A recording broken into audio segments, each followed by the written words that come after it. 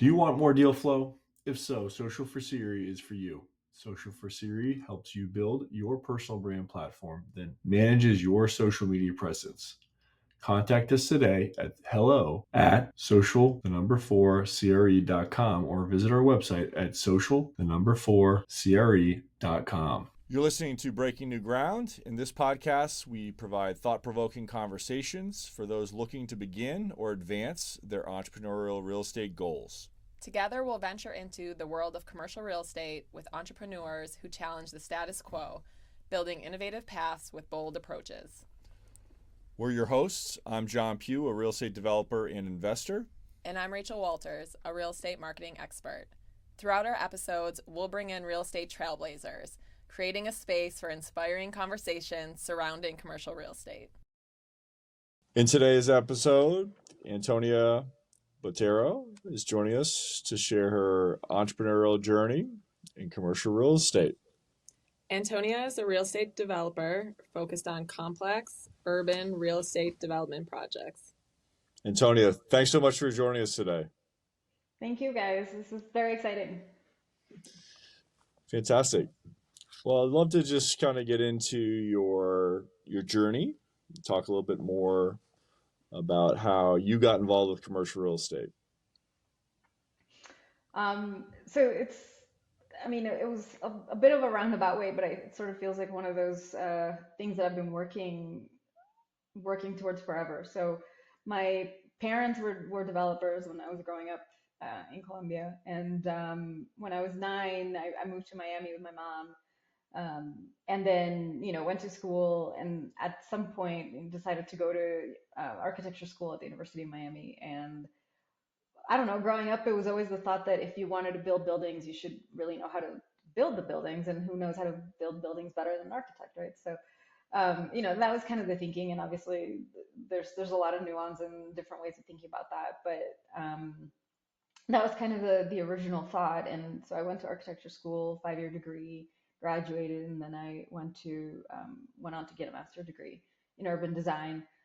A lot of my undergraduate education was about sort of addressing the urban and really kind of making place with the buildings that you make, and the significance of architecture as a public thing, not so much, not only as the space inside, but also how you address the street and how you look at a city from the perspective of architecture. So went on to get an urban design degree, and then from there I ended up in New York working in architecture.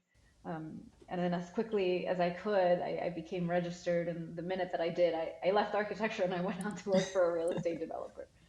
So that's sort of, and I felt at the time like it was one of those, the more that I was in it, especially when I was in New York, I realized that I was gonna get to build more and see more if I switched sides. So as soon as that became clear to me, I was like, all right, I gotta go, I gotta do this. But first, let me get my New York registration, which is, it's pretty tough to get. And so Sure. I went on to work for a developer, and then I went on to work for another developer doing national hospitality work. And then it was, time for me to open up my own fee development shop. A lot of people that come into the industry or come into development specifically, they, developing their own deals, either come from the finance side and have a lot of like finance connections, or there's family money, or there's family office money. And Sure. that was not my case at all, right? So for me, it was like, how do I stand up a development shop by myself without sort of like a fund or any kind of capital backing? And so the best way that I knew how to do that was leaning on the thing that I knew how to do really well, which is the execution of the projects.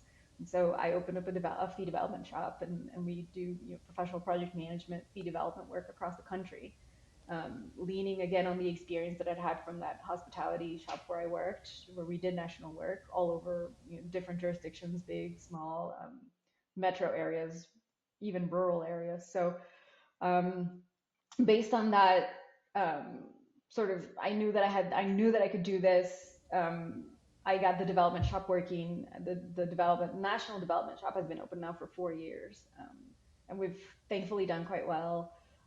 We've completed projects all across the country, and now it's basically time to start doing my own deals. So sort of the trajectory has been sort of long and patient, but it's kind of feels like just getting started. But it's sort of, and as part of that, which has been really interesting, I'm I tend to be very deliberate and I plan all these things, and they never really go to plan, but you're directionally sort of focused. So part of that was in the middle of the pandemic, like everybody else, social media became a much better way to connect with people, and it's turned out to be a really great addition to that plan, in that it's widened my network. I've met people that I wouldn't have met otherwise, and I think it's part of the reason that I'm very confident that now is the right time to open up a shop. So that's sort of the very quick trajectory and plan of how I ended up here. So That's awesome. Yeah. You touched on something there that I think is really important, which is this singular focus on your long-term goal of developing your own projects. How did you develop that, or where did that come from, and how has it evolved as you've built this business?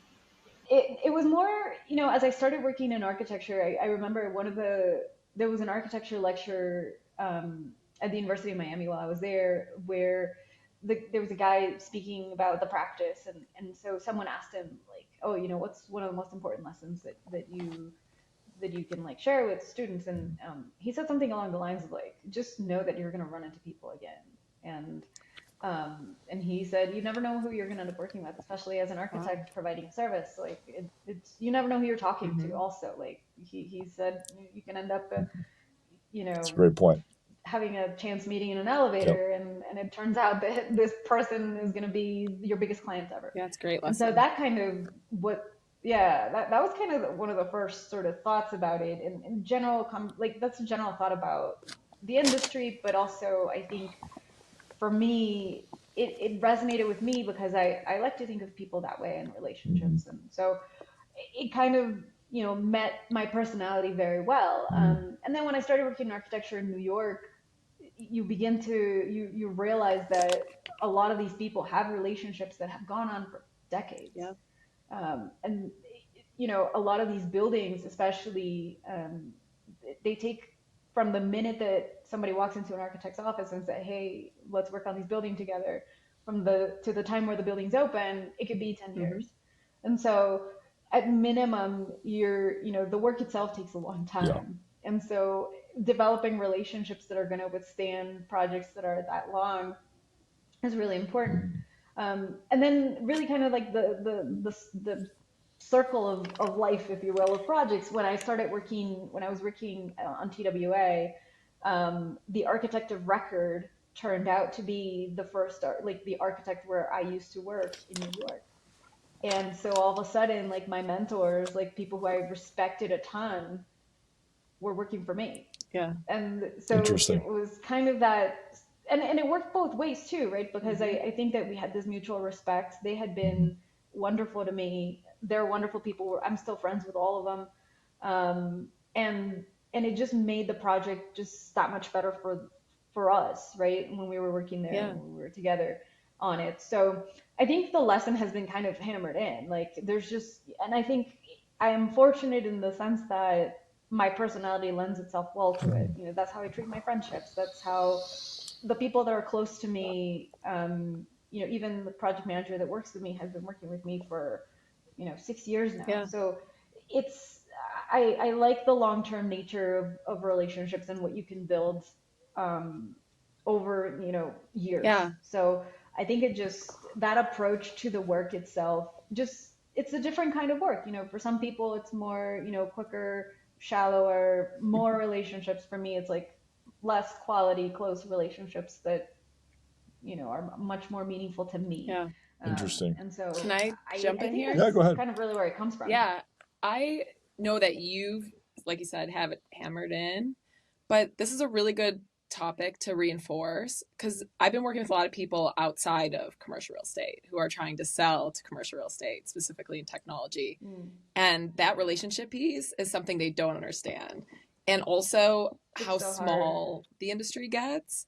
And you know, and we Yeah. know you could work against someone in an RFP, right? But the next project you might be partnering on together. And so I think this is a key piece that maybe not everyone knows going into the industry. And so I'm really glad that you brought this up. Yeah. Well, I think I would add to And that, it's also it's too... reputational too, right? It's not just... Oh, that's exactly what I Yeah, was go going to ahead. say. Yeah, I mean, and the other thing too that I've found, so it was really interesting. So that job that I was mentioning when I was working at TWA, the principal that was in charge of TWA for the architect, he's one of my mentors, again, a close friend. When I was interviewing for the job, they obviously saw that, I had worked at his firm. And so they asked him, and they said, well, what about Antonia? And he only had great things to say about me. So I got that job partly because of his recommendation. Yeah. And so, it's just one of those, and the influence is really kind of quiet. I have a lot of, and sometimes you're just sitting in the room. Sometimes you're not necessarily like contractually related. Sometimes you're just sitting in the room and you see people behave a certain way, and then years later someone comes and says, hey, did you work with this so and so on this project? And you're like, oh yeah, like you don't want to work with that person. Like they didn't necessarily do something bad to you, but they didn't pay somebody, or they treated someone poorly, or they were difficult to work with. That reputation is really kind of you know the industry is very small, and the reputation, once you have that reputation, it's sort of everything. Yeah. meaningful for So sure. just on like the TWA projects, so who was it that was the developer there? Because obviously that's LaGuardia Airport, right? Or is it? It was JFK. JFK. Yeah, yeah. Yeah. So right. did JFK own that, or was that a private developer? Yeah. So that's a great question. So it is public land, so it's under a ground lease. So the Port Authority owns it, the land, and technically, the Sure. building. So, but they put out an RFP a while back. There's the whole history of the TWA terminal building, and how it ended up being obsolete real quick after it was built, just because of the dawn of the jumbo jet, and all of a sudden your planes had more people than the building could carry. So it wasn't a good fit for that. But ultimately, the Port Authority didn't really know what to do with the building. It is a remarkable building, and so Richard Southwick from Buyer Blinder Bell, which is the architecture firm that I worked with, Richard specifically made it a point to get this building landmarked and get it saved. Wow. Because down the street at JFK, they had torn down the Pan Am terminal, which was also pretty wonderful. Not as cool as the TWA, but it hadn't been landmarked, and it was torn down just because they couldn't. You still have an airport to run, so. So that Richard, historic that designation, was that part of the process, or was that prior to? It was prior to, and it was kind of what precipitated the whole thing, because now you had this building. So it was two things. It was sort of like landmarking the building, and then JetBlue taking over, because now the terminal was like smaller, like you had less room, and so you could only fit a certain size terminal behind that, because the TWA terminal sits on the road side, and then you have the JetBlue terminal sit on like the air side, essentially, now the air side. And but when they built the JetBlue terminal, they basically built it kind of around the TWA building with a roadway in between. And when they built that building, it really effectively saved the TWA building from a more less from like a historic landmark standpoint, but more from like the utilitarian standpoint of like, well, now the airport couldn't really do anything with that space anyway. So now it was just like, all right. So when Richard went through this whole process, he made sure to save the TWA terminal building. At the time, it was the youngest landmark ever. Wow. Like I think in the country. So landmarks typically have to be 50 years old, and I think when they saved TWA, I want to say, because the building was finished in 1968, and so it was between 30 and 40 years old when they got it landmarked. And so it was a very itself was a landmark situation. So and then Richard was again the partner that I ended up working with, and he's a real friend. He came to ski. We hung out a couple times here in Park City.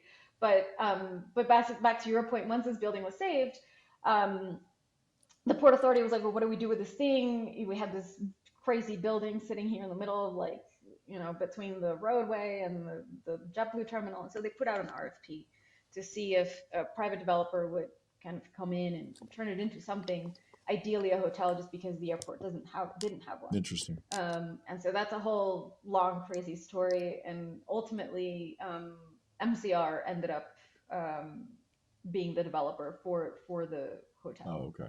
So, and their MCR at the time, I think at the time I was there, they were the fourth largest hotel owner operator in the country. And so they had that operational background, and that was super important in terms of getting the project done. So they were the ones who came in and were able to pull it off. That's really interesting. I think you made a point kind of at the beginning of this story that I find, we were discussing before we got on the conversation, Rachel and I, and you're unique in a lot of ways. But one of the things that's particularly interesting, which I think is also helpful in terms of your building your business, is understanding the relationship side of things. Because there's a lot of people that can do project management, right? And they're very technically focused, excuse me. And I think what's interesting is understanding the business side of things and combining those two. And not a lot of people are able to do that. Is there something you learned along the way that led you to develop that? You kind of indicated it was a personality thing, but I'm just curious if there was some experience that helped formulate recognition of kind of that business, the combination of business and the technical. Does that make sense? Yeah. I mean, yeah, absolutely. I think it's a mix because, when you're saying project management, 100% is very technical. And when you get super strong on the technical side, it just makes for much better projects. I mean, that's Sure. literally my whole business proposition, right? This is what we do. We come in, we're data driven. We know how to run the process really tightly.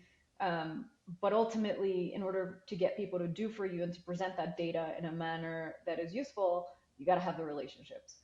And so and both ways, right? Like if you need like a subcontractor to like help you out with something because you screwed up or the owner screwed up or the architect, whatever. At the end of the day, you're the one sitting there being like, hey, can you help me out? So it's sort of like, number one, the data in the moment to realize like, hey, we have a problem, we got to fix it. How am I going to go fix it? Let me go beg. That's usually how it goes. And so that, a mix of things. I think I learned a lot of that in architecture. My first boss at that architecture firm wasn't Richard. It was another wonderful, wonderful person. His name's Carlos Cardoso. And I really wanted to work with him because he was the construction guy and I really wanted to be on the field. And first time I made a mistake, I was just like, dude, he told me, he's like, you're going to make a mistake. And when you do, just come and tell me. And so like, sure enough, I think I was like a week into it. And I was like, damn. So I walk in, I'm like, boss, I'm like, I fucked up. And he's like, what did you do? And it was, I had made like a slab edge mistake and it wasn't going to cost nothing to fix. And so he was like, well, go bargain with the contractor. And you're like, he was going to make a bunch of mistakes and we're going to fix them and we're not going to charge the client and it's probably going to be just fine.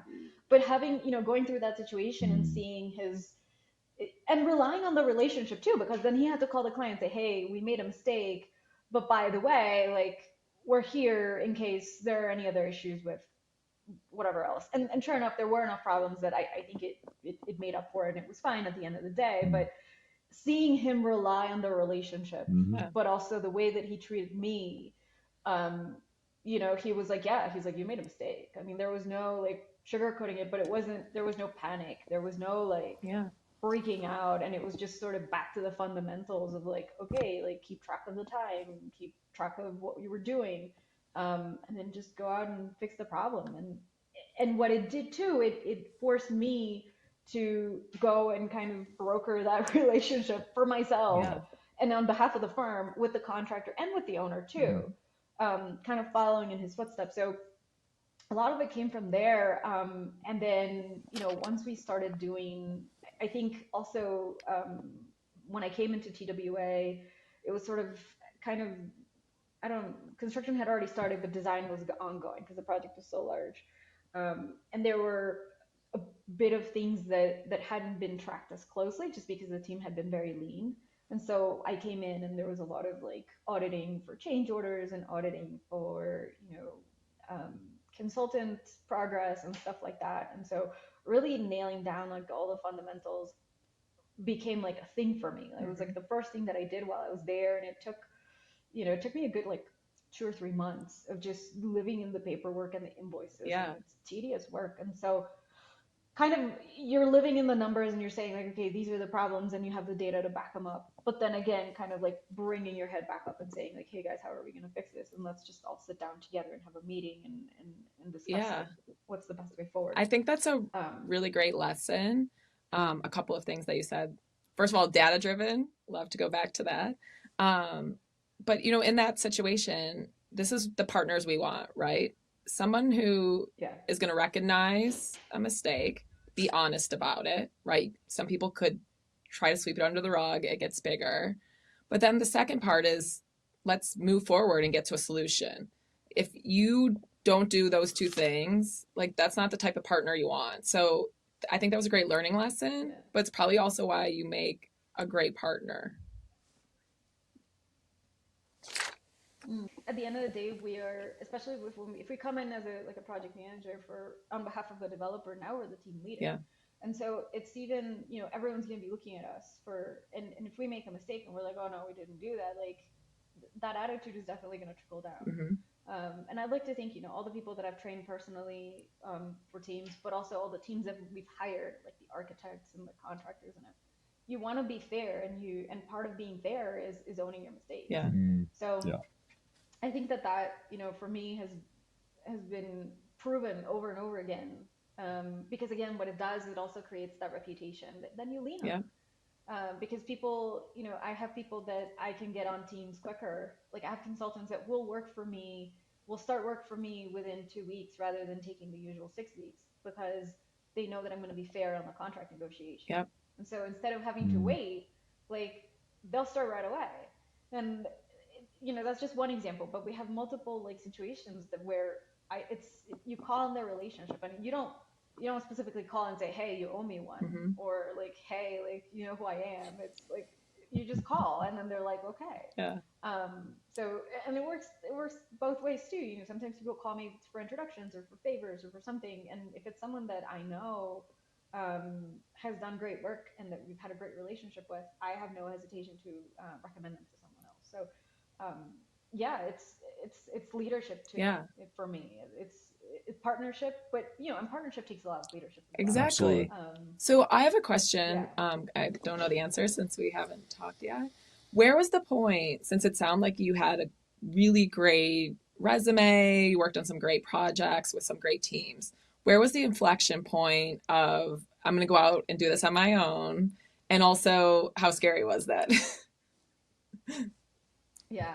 I mean, so it was one of those like, I think the pandemic kind of made everyone do a lot of stuff that they wouldn't have done otherwise. So good and bad. So for me, it was kind of like a slow process, actually. So when I worked at the first development shop where I worked in New York, we did mostly repositioning work in the financial district. And so that job, very lean team, towards the end of that, I think it was 2017, I had just, for example, the CrossFit gym that I went to, my coach wanted to open up a new gym, and he was like, I don't know the first thing about actually like going through permits or like what I need to do. And so I was like, well, let me walk you through this. And so that was sort of the beginning of when I was like, there's this thing that I know how to do really well, that I can navigate the New York City building department. Like I know the art, like, I know how to hire an architect. I know how to manage an architecture team. I know how to manage the contractor. I know how to do all this. And so it was sort of, Mad Project officially started in 2017, November of 2017. That was sort of official. But I was still working at a big shop, and I think it was the realization, kind of like the contrast between going from an environment like in architecture where I had a lot of support, leadership, real leadership, that I've told you guys about, from exceptional mentors who have wonderful reputations in the industry, who are still my friends, people that are just solid people, and I went through like some like a big personal time during my time in architecture, and they were incredibly supportive and kind, and so while still being like, well, you need to get your work done, right? So it was kind of in New York, right? It wasn't like an easy environment, as it was. And so going from the contrast of that world, going into development where there was a lot less of that, it was just sort of, um, I think the people were just different. It made me realize that ultimately I wanted to do it a different way. I love Like, that. That's and awesome. it didn't Yeah. and it didn't have to be that way, right? Like Completely. it's one of those, like, you're there and you're like, I've seen people do exceptional work and not be this way. What I think a lot of entrepreneurs or people that are considering their own entrepreneurial journey, let's say in real estate, uh, they don't necessarily realize that they can do what you just described. I think, which is working your day job and doing some side projects. Not everyone understands that, and I think that's the way a lot of people get started. Yeah. I got started that way. I mean, you mentioned helping a friend with a gym. I helped a friend out with a two-family condo conversion, right? Like a small project, and Right. but it also gives you the opportunity to learn, maybe some things you don't think about because you're not necessarily owner when you're in the architect's role or even the project manager's role. Um, Yeah. so maybe if you could talk a little bit about Yeah. that line of experience, and some of those. I mean, like that project. Was that something where you actually learned something? Because you mentioned you already knew a lot about that process, uh, but at least from a Yeah. perspective standpoint, I know being in the owner's seat, when you're the owner, there's a lot more different angles that you may not think about otherwise, right? Yeah, 100%. And I think there's also, so that it's I think there's kind of like the mix of, like, there's the technical part of it, where it's just like the things that you learn. And so for me, a lot of that, the big shop experience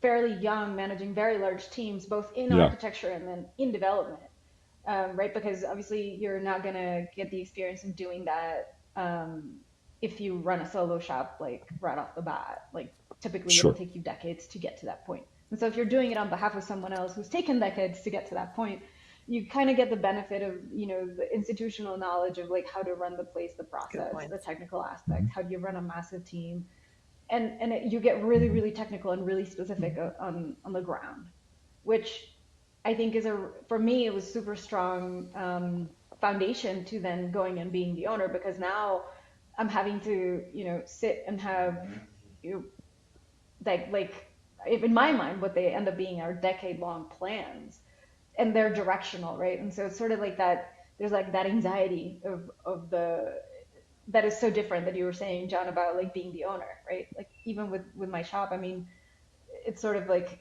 I started it informally or formally 2017, but only doing kind of small things. And then through a random crazy course of events, I ended up actually opening up the shop in 2020 officially, and then doing national work. And sort of, how do you go from like zero to like full volume in the middle of Mm-hmm. the pandemic? I had moved to Utah for family reasons. And how do you go from zero to as fast as you can in the middle of nowhere when nobody's doing anything? And I had a ton of Wow. work that first year. And so for me, it was more a matter of the switch from going from like that project management Yep. task oriented day to day on the ground, sort of like, you have the Mm. momentum of the next thing going, to sort of sitting by yourself at night in your office being like, Yeah, what's the next the move? interesting thing, you and I Um, had a good you, conversation you, kind of offline yesterday, and I think the interesting thing about your experience, and I can relate to it, having been an architect and project manager, is so much of development is about problem solving and thinking on your feet yeah. and relationships. And at some point, I think you realize any problem can be solved if you have the right group of people in the room. And so much of that Hmm. is it's kind of a black box to people who haven't maybe had some of the experience that you were just describing. Um, but I think it's helpful as perspective for people who maybe are just starting out or considering what you're doing. So tell us some more about the 2020 experience. Was that related to social media? Because I know you and I met on Yeah. X, so I'm curious kind of how did that happen? Yeah. A little bit. So originally, I mean, I was working for this large hospitality shop. We were doing work all over the country. Again, hospitality in 2020 Sure. got hit, you Yep. know, crazy. Um, it was actually super interesting to be around a large hospitality shop, and to see how they basically tackled this massive challenge of something they could have never expected, right? I mean, it was crazy. And they employed all the staff for all the hotels across the country. I mean, it was watching them save the company was another lesson again that I wouldn't have been able to have without that big shop experience, right? Sort of like seeing, and it wasn't just like the corporate aspect of, who do you lay off, how do you lay off, like what do you do, but there was also a lot of like the personal aspect of like how people handle the situation, and again, like in the same way that kind of like the other big shop experience I've had, it was kind of one of those moments where it's like, you do what you have to do to save the shop, that you know there's no one can judge that, right? Because otherwise no one has jobs. um, but it's sort of like the approach to the difficult moments is always, the thing that really kind of shows you who people are. And it was another one of those very clear moments of, um, you know I don't think it has to be this way, right? And you never know how you're going to behave when situations are unexpected or difficult.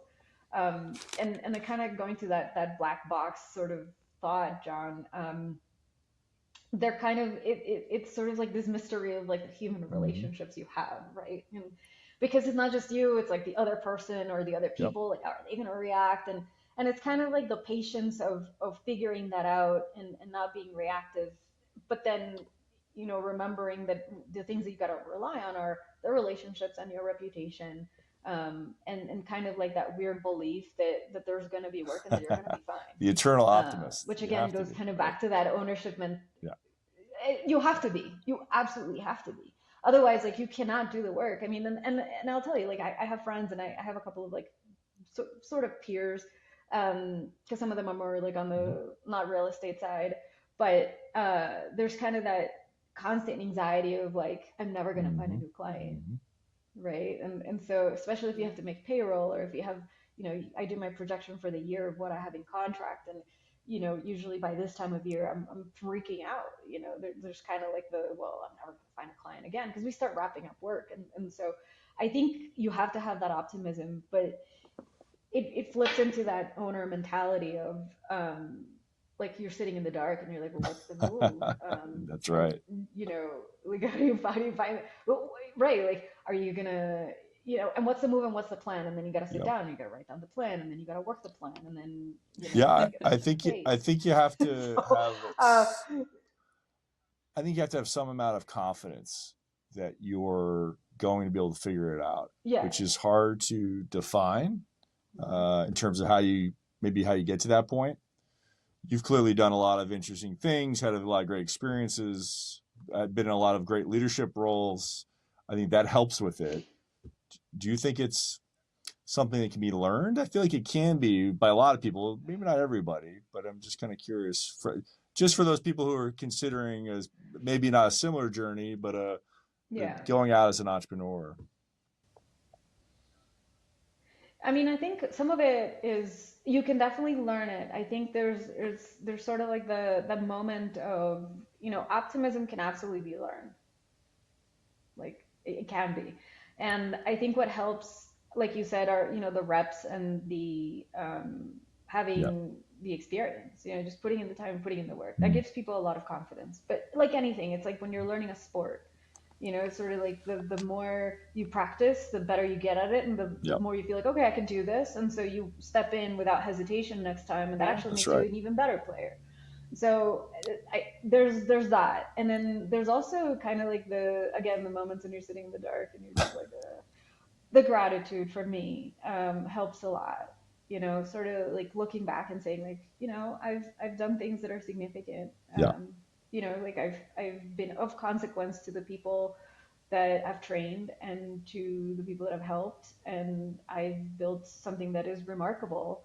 And you can think that, and at the same time think, I want more, and I'm Yep. going to figure it out. And that Sure. takes optimism because you're gonna. A lot of times when you say, "Well, how am I gonna do that?" A lot of times the answer is, "I don't know." Well, I And you think gotta that's you very gotta be okay with brave that. and awesome that you would share that, because I think that's so important for people to hear, right? Yeah, Rachel, we've talked about Yeah, that. exactly. It's a really tough yeah, journey, and trusting in yourself and the experience. I think everything you've said, the audience is going to be really happy to hear. I think, people are going through the similar yeah, journeys. Um, I just have a quick question. If you could talk a little bit about how you moved into social media, and then I think we want to talk about yeah, 2024 and, wrap things up a little, but if you could do a yeah, little Yeah, I'd info love to hear about more about social that. yeah. media. That'd be great. So, you know, again, like I kind of mentioned quickly that moved to Utah, I'm in the middle of nowhere. It's sort of like hospitality is not in a good way. Um, but I'd had these, national relationships that I built partly from Mm-hmm. working in that hospitality shop. And at the time, it was one of those, again, sitting in the dark, like, how am I going to figure this out? There was a podcast with Keith Wasserman was on it. And he was like, if you are doing anything in real estate, you need to join Twitter. And so I was like, it's free. Like, let me, like give it a shot.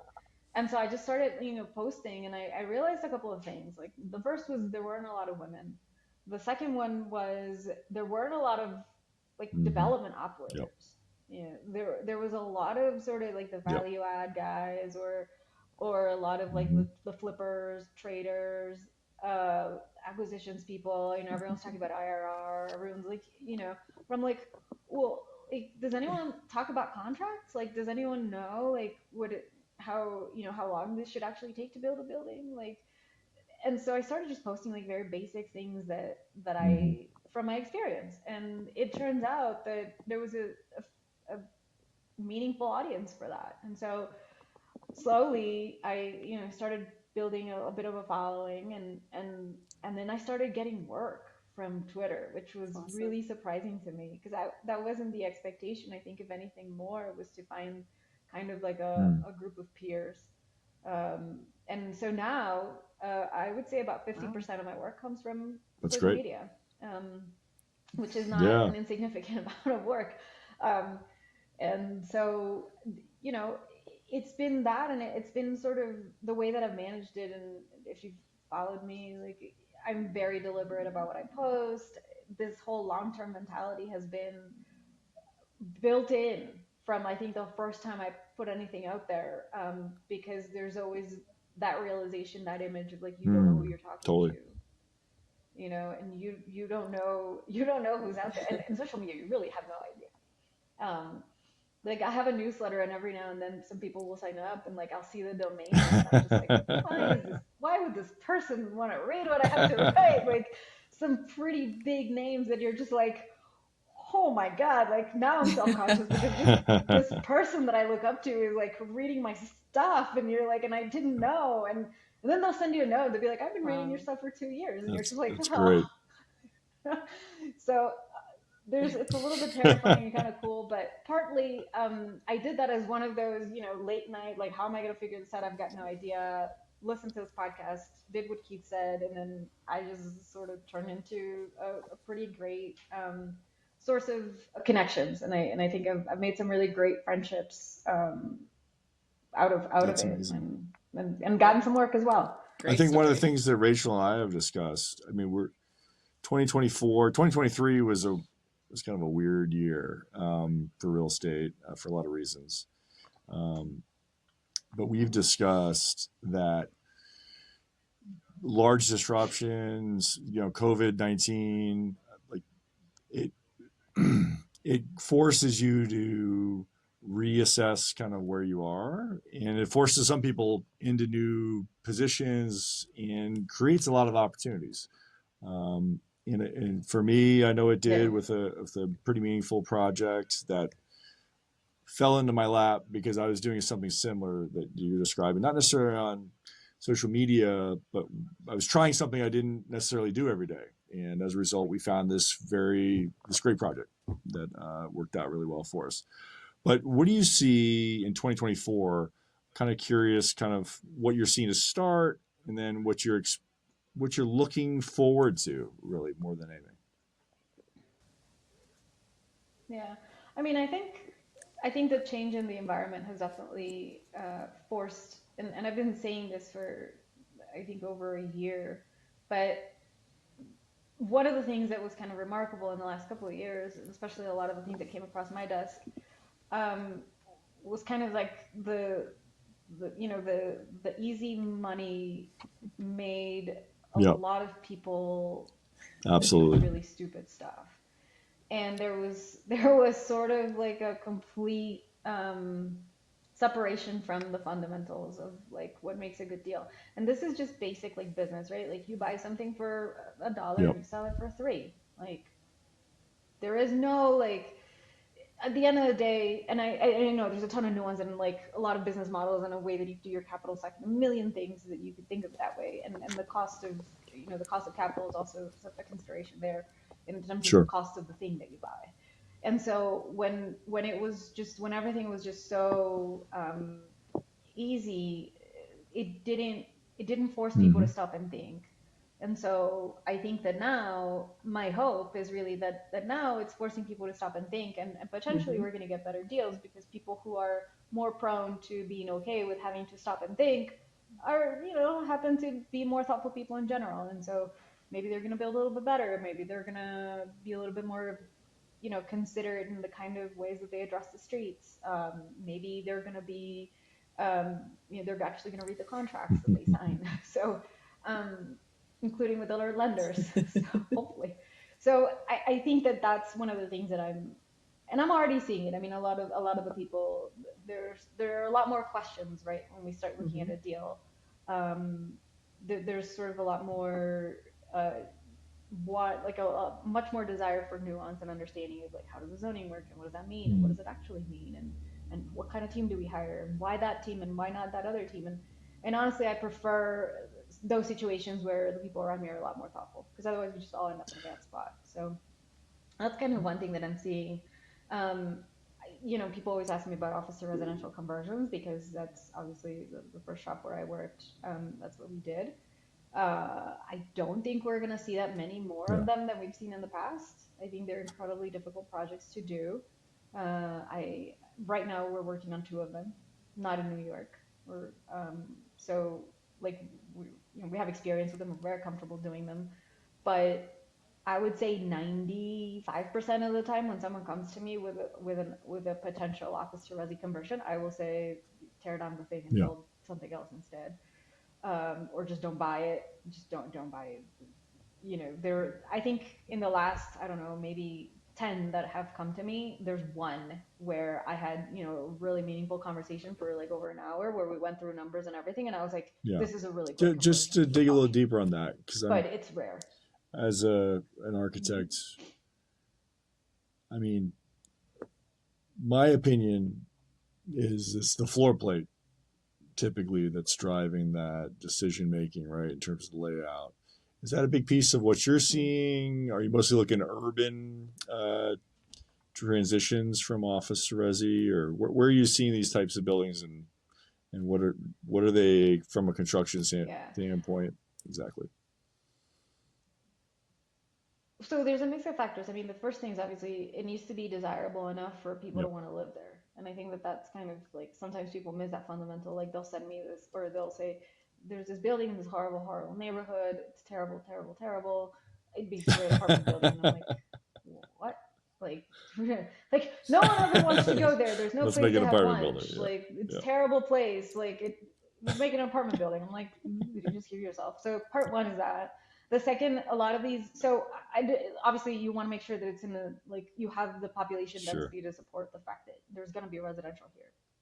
If you wouldn't build a residential building there Yep. today, you shouldn't be converting it to residential. Like, that's really straightforward. Back to Oh yeah. fundamentals again, right? Like, basic stuff. The second thing is a lot of these buildings have long-term tenants, right? You got to remember, commercial tenants will, whether it's like, you know, on the ground floor, whether it's like a retail store or a restaurant, whatever, and then office Yep. tenants on the upper floors. Technically, you know, those people have at minimum 2-year leases. Some of these Yeah. leases Sure. are 10 years. And if you have those leases active, they do encumber your building. Like you cannot convert a building with a tenant in It's there. physically impossible. So I think that And legally. physically impossible. Like people will be like, well, we could keep. Listen, this is one of those. There was like a watch repair shop with a clean room on the ground floor of one of these buildings, and like all the mechanicals coming down basically transferred over the clean room because it was fine with a lower Yeah. ceiling height. And but basically there was this guy who was like, oh, we could convert this and keep the watchmaker open. I'm like, I don't think you can do that. Like physically you cannot. So something that people don't think about is, you know, the encumbrance of the lease and what does that do to the cost of, Sure. you know, to the price of the asset. Some of these leases cannot cover the carry costs, and so it's kind of like, how are you looking at this? Because some people are like, oh, we can keep the tenants and we can do this while we do the planning, and then it turns out that number one, you can't get the tenant out in time, and number two, it's not even covering your costs, and so effectively the price of that building should be less than zero, but people aren't, you know. So that's the other thing that I see. And then after you get to that point, then you begin to see the physical aspect of the asset, and sort of like the major things that I look at, which I tell people are the 3 E's: envelope, elevator, and environmental. So a lot of these buildings will have, you know, asbestos or lead or whatever. Abating that is expensive. Elevatoring is, you know, a lot of these office buildings have, you know, 16 elevators, and you're just like, what are you gonna do? Like, you're not gonna keep all of them. Like, you're definitely not. You're gonna have to re-elevator the building, and that could be several millions of dollars. And then ultimately envelope, right? Like, is your roof leaking? Is it all messed up? Like, you know, do you need to change out your entire facade? Because what are your light and air requirements? Like in New York, you need light and air. And so most office buildings don't have operable windows. And so that, you know, those are the main three things that can tank your building from like capex standpoint. They're just so expensive that like they don't make sense. So if you're able to get through, like, you know, do people want to live here? Do we have crazy tenants that are going to be here forever? Or do we have, you know, a building that needs an insane amount of work before you even get started on the residential build? And then finally you get to the floor plan. You know, most people will come to me with like floor plan, like, oh, lay this out and like, let's see if this is feasible. I'm like, wait a minute. I'm like, before you even do that, like, there are all these things that don't make this deal work already. Like, let's not even look at the floor plan, because that's like the least of your problems at the moment. And then you look at the floor plate, and honestly, like 20 Broad Street is a great example. I mean, that building has 20,000 square foot floor plates, and there are apartments on them. So it's a corner lot, so it helps, right? It has light on the two sides, but it's still not, you know, it takes a lot of work to be, you know, to do those. Actually, it has light on three sides. It's kind of a, but it does take a lot of work, and a really good architect who's done conversions will be, you know, will be able to lay those out favorably. You still have like a major loss factor, more than you would in regular residential, just because you can't be as efficient because your floor plates are so deep. but I feel like someone with good experience can definitely help ensure that the yield is what you need it to be for those projects to work. If you get to that point, right? If you get to that point, like you could get through the floor plan aspects fairly quickly. So that's kind of how we look at conversions Nice. generally. And when we go through all these things and we walk the buildings and and we are actively working on two of them. So Yeah. they do happen. I think that We was do That's a do great really way to helpful sum up. information. They're rare. Yeah. And I want also our audience to take away how honest you are. And, so if people want to work with you, maybe invest or feed development, where do they find you? How do they connect to you? Yeah, that's a great question. So again, Twitter, X now. I'm easy to find. I don't know if you guys Absolutely. can share my Mhm. my handle there Yeah. on your notes. And then madproject.com. That's the name of my shop. It's MADD project, and there's a form there, or there's an info email that you can shoot us a note to, and we're very easy to find. They're definitely open to working, again, fee development projects across the country, professional project management, owners rep services. And then, if anyone is interested in finding out a little bit more about what we're working on in New York, we are raising money for it at the moment. And I'm happy to talk to whoever wants to hear the thesis and how we're approaching Great. the Fantastic. market. Well, thank you so much for joining us today. We really So enjoyed nice this. to talk to you. Yeah, thank you guys. We want to hear your thoughts and feedback on today's episode and what topics you would like us to discuss in future episodes. Follow us on Spotify to be notified when our next episode is live. To connect with John and I, follow us on LinkedIn. Thanks for joining us today on Breaking New Ground.